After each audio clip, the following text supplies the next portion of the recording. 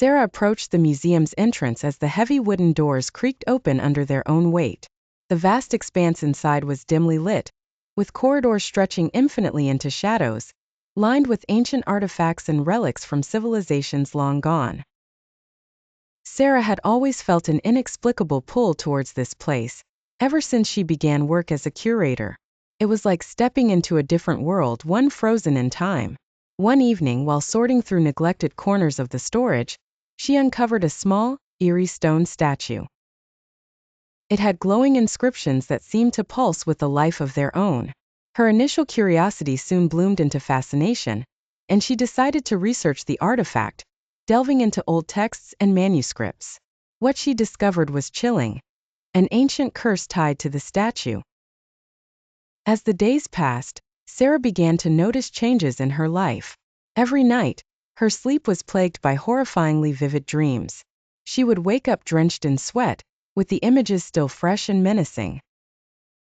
The museum itself seemed to grow darker, each shadow lengthening with an almost sentient intention. It was as if the building shared a secret with the statue. Her dreams began to spill into her waking life. She would see reflections of twisted figures in the museum's glass cases, hear whispers echoing through the halls, and feel an uneasy presence lurking behind her. These nightmares grew more intense and frequent until Sarah couldn't distinguish between dream and reality. Determined to break the curse, she delved deeper into the artifact's history.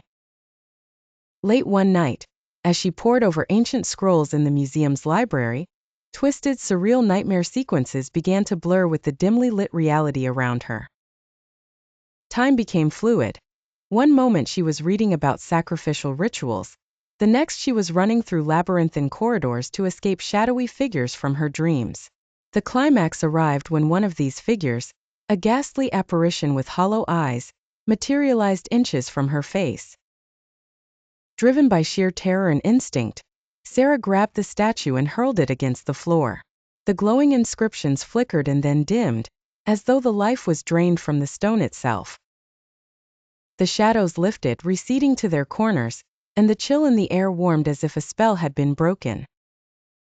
Sarah knew her ordeal was over, but the experience left her profoundly changed. She could no longer work at the museum.